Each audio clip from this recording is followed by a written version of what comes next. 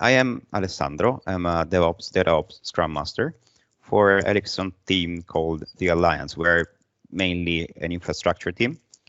And yes, we serve between 50 and 100 people about CI and the continuous deployment, but we also provided and try to provide again monitor and alarms for big data clusters. The presentation is subtitle is From Birth to Death of Service, because you will see that we started the monitoring system with some alarms and some happenings led these services to death. So the agenda will be what and how, which are the pros and cons of what we did, what was the journey that led us to these services, and what are going to be the next steps. So what and how? So the services provided were basically metrics that were harvested, and we were also stored them. We were monitoring those metrics with dashboards, and we were producing some alarms in case of some problems that we faced in the things that we were monitoring. So we had the developers, they had an ingest flow that we needed to monitor. It was actually harvesting some metrics based on a data that was collected from landing areas. We had some Flow Guardian dashboards, so we created those dashboards because the Flow Guardian, that it was a rotating role among the developers. They were very happy to see all those things, all those flows and the metrics and the problems that could happen in a ready-made dashboard. So it was used by our software developers. So the software was either proprietary, so Ericsson stuff, or FOST. It means that we have, it was a free, so all the free open source software was double checked by an internal process and made it and assessed to be used or not. The alarms were triggered, and this was making easier for our users to maintain those flows. It was also a way to give some early warnings in case of CPU getting all used or next to memory full or insufficient disk for the next iteration and such things. We had some, so starting from the ingestion monitoring, we had some data that were harvested daily from customers from Lindholmen and Kista, our hubs. And all those files that were coming from our customer, they were taken by the ingest flow, produced a Kafka topic was produced in order to make available to the parsing flow, which were the logs that were harvested. And then we had some transaction logs to study them. So in order to do this, we were producing some dashboards about the produced and consumed files in Kafka. So what the ingestion flow was producing and what parsing flow was parsing, and also a schema about the TX log, the transaction logs. So it was possible to see what time was a customer was usually uploading a file, or the possible root cause if either ingest flow or parsing flow was not working. How did it work? So we were exposing some metrics via an HTTP. We were exposing it in with an API, and then we were storing all those metrics in Prometheus, and we were creating the dashboards in Grafana. So all those an application was exposing the page and the number of today's customers file. It was a daily routine. So what made us able to create the alerts and to send an email to our customers as to the software developers. It was actually Prometheus. It had some alerting system, but eventually we ended up in configuring it into Grafana. Let's have a look which were the dashboards that our developers, when they were wearing the Flow Guardian hat, were using. So we were able eventually to monitor the clusters. So which were the status. We could see which were the nodes in function. We could see which were the processes, which were the CPU, and so on and so forth. We also had the monitor for Kafka, so all the messages that were produced and ingested, and also about the Jupyter processes. We were using Jupyter notebooks for experimentation on those data. We also had HDFS metrics. HDFS is Hadoop distributed file system. So we wanted to know which were the nodes that could be overloaded by a simple with possibility to give us some alerts and send an email about those. We were using Luigi to schedule our tasks, and they were producing those logs, and we were parsing those logs to have some insight of what was going on with those flows and be able to react immediately if something went wrong. Yarn is a well-known name in the big data world. It's just yet another resource negotiator. So we wanted to know which were the processes and in which nodes they were running, and so on and so forth, and how many Yarn nodes we had available in a certain period of time. We also wanted to have node metrics monitoring the CPU, the memory, and the disk. It was quite an extensive system. We also monitor Jenkins. Since we deal with CI/CD, we use as an engine and Jenkins.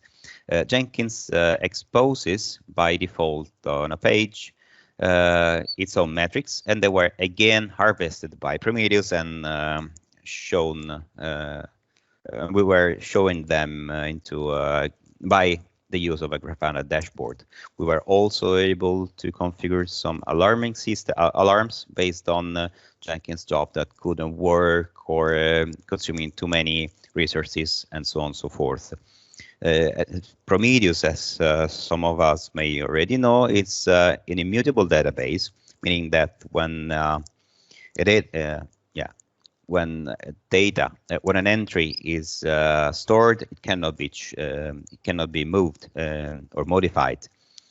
It is optimized for storing and serving time series, so it takes a pair of time and value. The dashboards, they were looking something like this about the Jenkins one.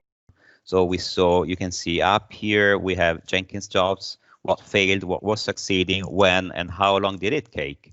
We placed some alarms on Jenkins status. We wanted to know if that Jenkins machine was up and down, and we also wanted to know which were the longest jobs run by this, so that we can engage the developers that made a certain test and say, okay, you are consuming too many resources. Let's try to support you in order to take the consumption of the resources down. As you can see here, we were able to show Jenkins status. It was up and down for a while, so we were also configuring alerts for ourselves, and so we could go there and fix it. Which were the pros and cons of all this setup? So everything was running on a commodity single server. So we had this Docker server that was running all the system.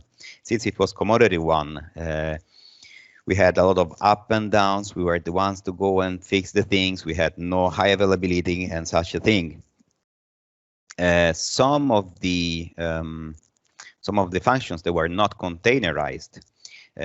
This was not really easy when a big migration come. So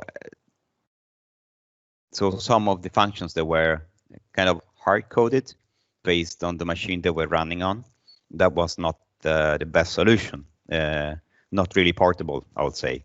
It was not very well documented. So in that case, if a person from our group would have quit or moved or went for sick leave or whatever, the other people wouldn't be so able to fix it quickly. It was also not really possible to assign this monitoring system to any group for some reasons. So in case of downtime, the restoration process would have taken longer. But it was also having some pros, actually. It was very accessible. We configured the LDAP credentials. We were able to create alerts and customize them. And since we were using Grafana, and it was an internal tool, we were able to put a big screen and make it easy and visible for everyone. It was very customizable, so our software developers, they started to have just to create their own dashboards for their users. And it was also cost saving because of the alerts, both because we were able to react fast and fix it fast, but also a plus of having it running in a community single server. We didn't really need to afford any kind of cost for it. So how everything started. So we needed for a monitoring solution. Everything was working properly. Our customers, they were super happy, but we needed to monitor it in order to make the downtime of the flows a bit shorter. So we found a virtual Docker server on commodity hardware that it was free, and we started using it right ahead. We made no plan and we just demo it. It was working properly. Everyone was super happy about it. And then we made up when we made up the first monitoring dashboard. And then everything split into places. So one of the groups took the ownership of their own dashboards. So having a dashboard in that was group dedicated and self-maintained put the accent on the responsibility on a group, and they were accountable for their own stuff.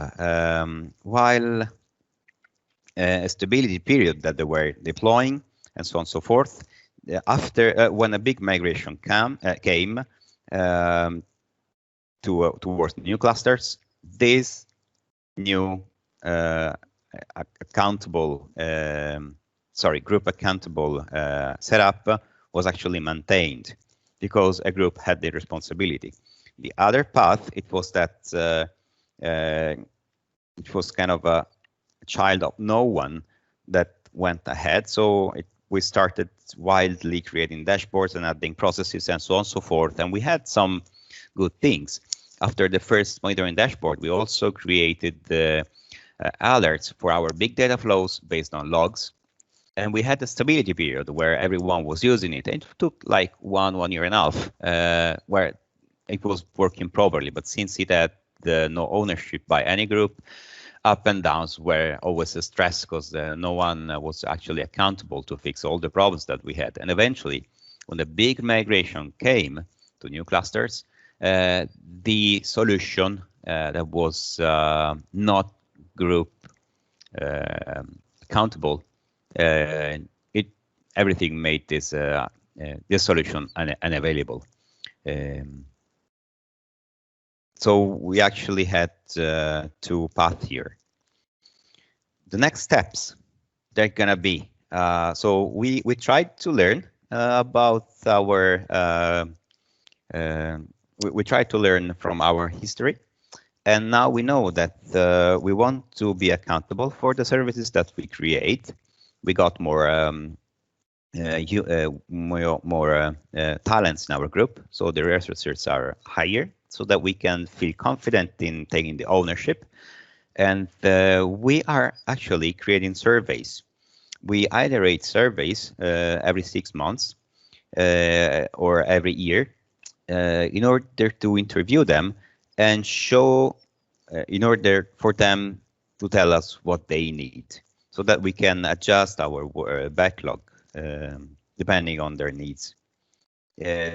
We learned also about the migration that we want to go all virtualized, all containerized. So we want to make it available from Kubernetes, and we want also to automate the deployment of those services via a Helm. That is for those that do not know, Helm is an installation manager for Kubernetes charts. We also wanted to make, as much as we could, cluster agnostic applications, meaning that if we have to migrate our services from Kubernetes service to another one, we shouldn't need to care about where the hardware was running or what kind of hardware was running, and so on and so forth. So I will say that we really learned, and at present we are working on other functions like Jupyter, Airflow, that are common and then can be used by anyone else. The monitoring solution will come on top of this, and it will be again based on Kubernetes. We will automate as much as we can, and yes, we really want to make it cluster agnostic. That was all for me. I think we have some time for question and answers.